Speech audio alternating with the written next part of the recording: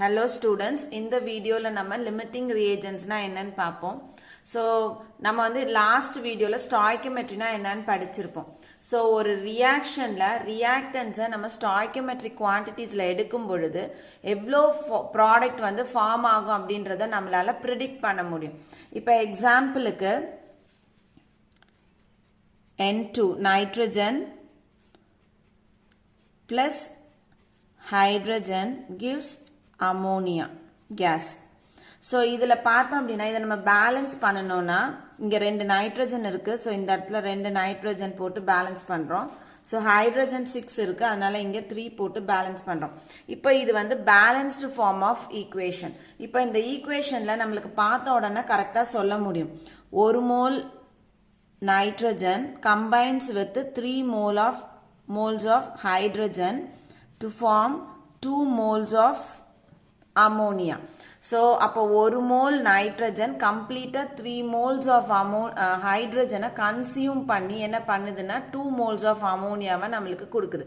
So இதை வந்து நம்ம stoichiometric quantities அப்படின்னு சொல்றோம். ஸோ அப்போ 1 mole நைட்ரஜனும் 3 mole ஹைட்ரஜனும் நான் எடுத்தேன்னா என்னால் எவ்வளோ ப்ராடக்ட் ஃபார்ம் ஆகும் அப்படின்றத ப்ரிடிக்ட் பண்ண முடியும். So 2 moles of ammonia form ஆகும்னு என்னால் சொல்ல முடியும். இப்போ நான் இதை வந்து இந்த மாதிரி ஸ்டாய்கியோமெட்ரிக் குவான்டிட்டிஸில் எடுக்கலை, 1 mole நைட்ரஜனும் 1 mole ஹைட்ரஜனும் எடுத்தேன்னா எவ்வளோ ப்ராடக்ட் ஃபார்ம் ஆகும் அப்படின்றத என்னால் ப்ரிடிக்ட் பண்ண முடியாது. ஸோ அந்த மாதிரி இருக்கக்கூடிய ரியாக்ஷன்ஸை நம்ம என்னன்னு சொல்கிறோம், நான் ஸ்டாய்கியோமெட்ரிக் கெமிக்கல் ரியாக்ஷன்ஸ் அப்படின்னு சொல்கிறோம். அதாவது பேலன்ஸ் ஆகாமல் இருக்குது. அப்போ அதில் இருக்கக்கூடிய குவான்டிட்டிஸும் நான் ஸ்டாய்கியோமெட்ரிக் குவான்டிட்டிஸ்ன்னு சொல்லுவாங்க.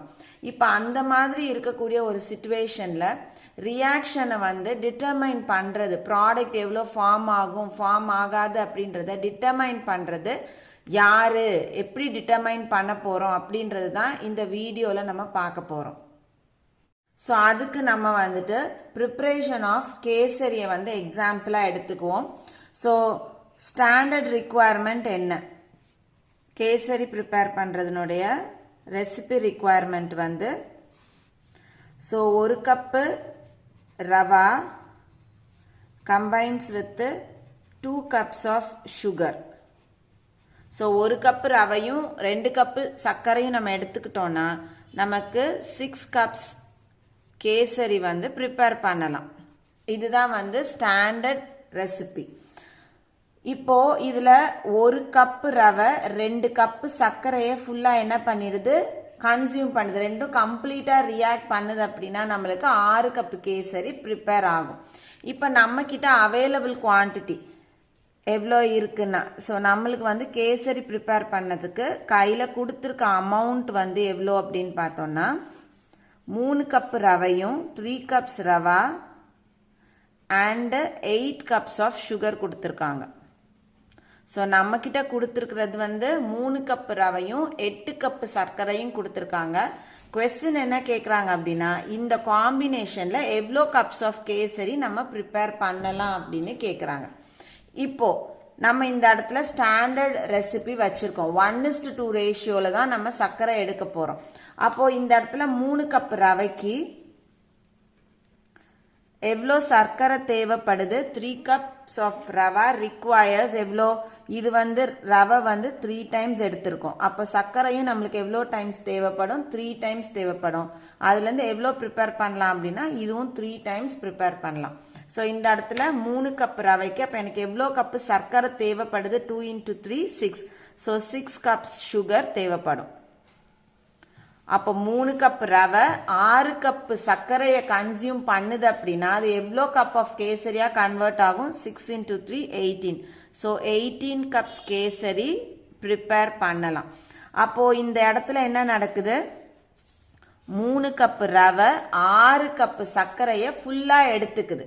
அப்போ மீதம் நம்மளுக்கு ரவை எவ்வளோ இருக்குது, சர்க்கரை எவ்வளோ இருக்கு அப்படின்னா ரவை வந்து இல்லை, தீந்து போயிடுச்சு. ஸோ இந்த இடத்துல no rava for further reaction or further preparation.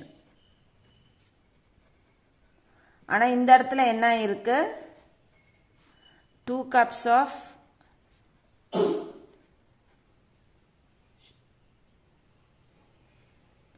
sugar வந்துட்டு ரிமைனிங். நம்மளுக்கு எவ்வளோ கப்ஸ் ஆஃப் கேசரி வந்து ஃபார்ம் ஆயிருக்கு அப்படின்னா 18 கப்ஸ் ஆஃப் கேசரி ஃபார்ம் ஆயிருக்கு. இப்போ ஃபர்தரா ரியாக்ஷன் ப்ரொசீட் ஆகுமா, ஃபர்தரா வந்து கேசரி ப்ரிப்பேர் ஆகுமா, 19வது கப் ப்ரிப்பேர் ஆகுமா அப்படின்னு பார்த்தோம்னா ப்ரிப்பேர் ஆகாது. ஏன்னா ப்ரிப்பேர் பண்ணணும், இன்னும் 1 கப் ப்ரிப்பேர் பண்ணணும்னா நம்மளுக்கு 2 கப்பு சுகர் இருக்கு. ஆனா அதுக்கு 1 கப் நம்மளுக்கு என்ன தேவை, ரவா தேவை. ரவா இல்ல, அதனால ரியாக்ஷன் ஃபர்தரா ப்ரொசீட் ஆகாது. இந்த 18 கப்ஸ் கேசரியோடைய ரியாக்ஷன் என்ன ஆயிடுது, ஸ்டாப் ஆயிடுது. Preparation stops. சரியா? ஸோ இப்போ இந்த கேசரி ப்ரிப்பரேஷன்ல எவ்வளோ கேசரி ஃபார்ம் ஆயிருக்கு அப்படின்றத யாரு டிட்டர்மைன் பண்றா அப்படின்னா ரியாக்டன்ஸ் தான் டிட்டர்மைன் பண்ணுது. ஸோ ரியாக்டன்ஸ்லயுமே எது வந்து டிட்டர்மைன் பண்ண போகுது அப்படின்னா எந்த ரியாக்டன்ட் கம்ப்ளீட்டா கன்சியூம் ஆயிடுச்சோ அந்த ரியாக்டன்ட் தான் டிட்டர்மைன் பண்ணும். இப்போ இந்த இடத்துல கேசரி ஃபார்ம் ஆனது எதனால நின்னுச்சு, ரவை இல்ல, அதனால நின்னுடுச்சு. அப்போ இதை வந்து டிட்டர்மைன் பண்றது யார் அப்படின்னா இந்த ரவா. ஸோ எந்த சப்ஸ்டன்ஸ் வந்து ஒரு ரியாக்ஷன் ஃபர்தரா ப்ரொசீட் ஆகாம அப்படியே நிக்கிறதுக்கு காரணமோ அந்த சப்ஸ்டன்ஸை நம்ம என்னன்னு சொல்றோம், லிமிட்டிங் reagent அப்படின்னு சொல்றோம். Because it limits the further reaction to takes place. எது வந்து ரிமைனிங் எக்ஸஸா இருக்கோ அதை நம்ம என்னன்னு சொல்றோம், எக்ஸஸ் ரியேஜென்ட். ஸோ இதுக்கு ஃபர்தரா என்ன பண்ண முடியாது, ரியாக்ட் பண்றதுக்கு கூட சப்ஸ்டன்ஸ் இல்லை, அதெல்லாம் நம்ம எக்ஸஸ் ரியேஜென்ட் அப்படின்னு சொல்றோம்.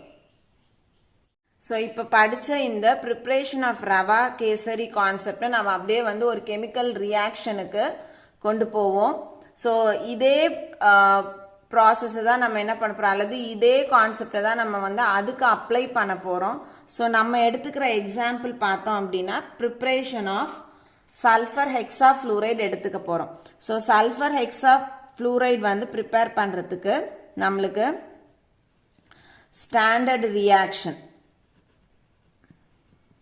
என்ன அப்படின்னு பார்த்தோம்னா sulphur reacts with fluorine and forms sulfur hexafluoride. இப்போ இதுல வந்து பேலன்ஸ் பண்ணோம்னா சல்ஃபர் ஒன்று தான் இருக்கு, ஃப்ளூரின் இங்க 2 இங்க 6 இருக்கு. ஸோ இந்த பக்கம் 3 போட்டோம் அப்படின்னா இது என்ன ஆயிடுது, பேலன்ஸ் ஆயிடுது. அப்போ stoichiometric quantities for the preparation of sulphur hexafluoride எடுத்துக்கிட்டோம் அப்படின்னா ரியாக்டன்ஸ் வந்து 1 mole of sulfur reacts with 3 moles of fluorine to form 1 mole of sulfur hexafluoride. இப்போ ரேஷியோ பார்த்தோம்னா 1:3.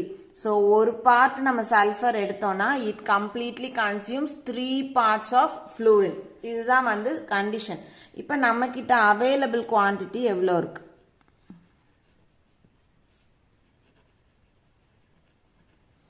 நம்மள்கிட்ட எவ்வளோ கொடுத்துருக்காங்க அப்படின்னா 3 moles ஆஃப் சல்ஃபரும் 12 moles ஆஃப் ஃப்ளூரினும் கொடுத்துருக்காங்க. ஸோ நம்மளுக்கு வந்து கொடுத்தது வந்து 3 moles ஆஃப் சல்ஃபரும் 12 moles ஆஃப் ஃப்ளூரின் கொடுத்துருக்காங்க.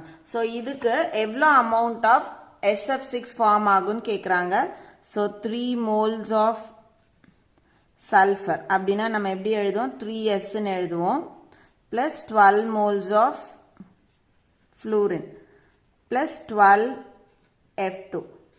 It forms how much amount of SF6 ன்றது question. இப்போ இந்த இடத்துல ஸ்டாண்டர்ட் ரியாக்ஷன் படி 1:3 ரேஷியோ. ஸோ 1 part சல்ஃபர்னா அதில் 3 part ஃப்ளூரின் கம்பைன் ஆகும். நம்மளுக்கு 3 part ஆஃப் சல்ஃபர் கொடுத்துருக்காங்க. ஸோ அப்போ இது வந்து 3 times கொடுத்துருக்காங்கன்னா நம்மளுக்கு ஃப்ளூரின் எவ்வளோ டைம்ஸ் தேவைப்படுது, அதே 3 times தேவைப்படுது. அப்போ இது எத்தனை டைம்ஸ் ஃபார்ம் ஆகும், 3 times வந்துட்டு ஃபார்ம் ஆகும். அப்போ நம்ம இதை ஈக்குவேஷனாக எழுதுறோம்னா 3 moles of sulfur requires எவ்வளோ moles of fluorine, 3 into 3 9. 9 moles of fluorine to form எத்தனை moles of SF6 form பண்ணும், 1 into 3 3. So 3 moles of SF6 form பண்ணும்.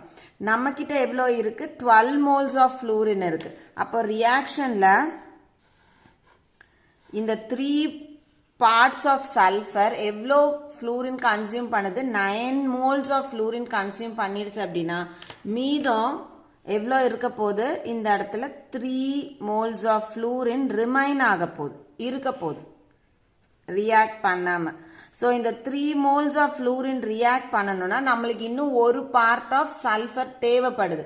ஆனால் இந்த இடத்துல சல்ஃபர் என்ன ஆயிடுச்சு, கம்ப்ளீட்டாக கன்சியூம் ஆகிறதுனால இந்த இடத்துல நோ சல்ஃபர். ஸோ ஃபர்தராக என்ன பண்ணாது அப்படின்னா ரியாக்ஷன் நடக்காது. ரியாக்ஷனுக்கு ஒரு ரியாக்டன்ட் இருக்கு, ஃப்ளூரின் இருக்கு, ஆனால் அது கூட ரியாக்ட் பண்ணுறதுக்கு என்ன கிடையாது, சல்ஃபர் இல்லாததுனால ரியாக்ஷன் எதோடய நின்றுடும், வித் 3 parts ஆஃப் SF6 உடைய ரியாக்ஷன் ஸ்டாப் ஆகிடும். So reaction stops with the formation of 3 moles of SF6. இப்போ இந்த இடத்துல பார்த்தோம் அப்படின்னா எது வந்து இந்த ஃபார்மேஷன் ஆஃப் SF6 டிட்டர்மைன் பண்ணுது அப்படின்னா சல்ஃபர். ஏன்னா சல்ஃபர் இருக்குதுன்னா ரியாக்ஷன் ப்ரொசீட் ஆக போகுது. ஏன்னா இது இருக்கு, ஃப்ளூரின் இருக்கு. சல்ஃபர் இல்லாததுனால மேலும் ப்ரிப்பரேஷன் இந்த இடத்துல நடக்காது. ஸோ இந்த ரியாக்ஷன்ல இந்த SF6 அதாவது ப்ராடக்டினுடைய ஈல்ட ஃபார்மேஷனை டிட்டர்மைன் பண்றது யார் அப்படின்னு பார்த்தோம்னா இந்த சல்ஃபர். அதனால சல்ஃபரை நம்ம என்னன்னு சொல்றோம், இந்த ரியாக்ஷனுக்கு லிமிட்டிங் ரியேஜென்ட் அப்படின்னு சொல்றோம். ஸோ எது வந்து எக்ஸஸா இருக்குதோ அதை நம்ம என்னன்னு சொல்றோம், எக்ஸஸ் ரியேஜென்ட் அப்படின்னு சொல்றோம். ஸோ ஒரு ரியாக்ஷன்ல அதாவது ஒரு நான் ஸ்டாய்கியோமெட்ரிக் குவான்டிட்டிஸ் இருக்கக்கூடிய ஒரு ரியாக்ஷன்ல ரியாக்ஷனுடைய அதாவது ப்ராடக்டினுடைய ஈல்ட ஒரு ரியாக்டன்ட் தான் வந்துட்டு டிட்டர்மைன் பண்ண போகுது. ஸோ அந்த ரியாக்டன்ட் என்ன மாதிரியான ஒரு ரியாக்டண்ட்டாக இருக்கும் அப்படின்னா அது வந்து ரியாக்ஷனில் கம்ப்ளீட்டாக கன்சியூம் ஆகிடும். ஃபர்தராக ரியாக்ட் பண்ணுறதுக்கு அந்த ரியாக்டன்ட் அவைலபிளாக இருக்காது.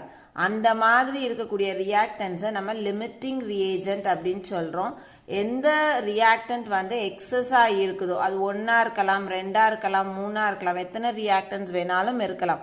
அது எல்லாத்தையும் நம்ம என்னன்னு சொல்கிறோம், எக்ஸஸ் ரியேஜென்ட்ஸ் அப்படின்னு சொல்கிறோம். இப்போ லிமிட்டிங் ரியேஜென்ட்ஸ்னா என்னன்னு பார்க்க போகிறோம்.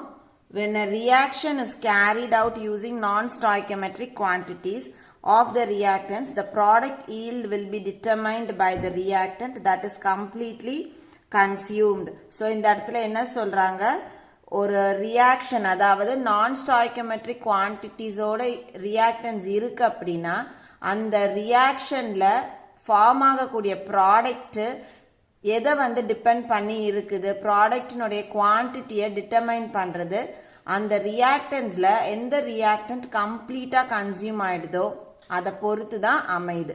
ஸோ அந்த ரியாக்டன்ட் என்ன பண்ணோம் அப்படின்னா it limits the further reaction from taking place. எது கம்ப்ளீட்டாக கன்சியூம் ஆகிடுதோ அது அதுக்கு மேலே ரியாக்ஷனை நடத்த விடாது. ஏன்னா அது இல்லாததுனால ரியாக்ஷன் அதுக்கப்புறம் ப்ரொசீட் ஆகாது. ஸோ ரியாக்ஷனை வந்து லிமிட் பண்ணுறது அந்த கம்ப்ளீட்லி கன்சியூம் ஆன ரியாக்டன்ட். அதனால அந்த ரியாக்டன்ட் நம்ம என்னன்னு சொல்கிறோம், லிமிட்டிங் ரியேஜென்ட்னு சொல்கிறோம். The other reactants which are in excess are called the excess reagents. So அதை தவிர்த்து மீதி இருக்கக்கூடிய எல்லா ரியாக்டன்ஸையும் நம்ம என்னன்னு சொல்கிறோம், எக்ஸஸ் ரியேஜென்ட்ஸ் அப்படின்னு சொல்கிறோம். ஸோ இந்த லிமிட்டிங் ரியேஜென்ட் கான்செப்ட் வந்து எல்லாருக்கும் புரிஞ்சிருக்கும்னு நினைக்கிறேன். தேங்க்யூ.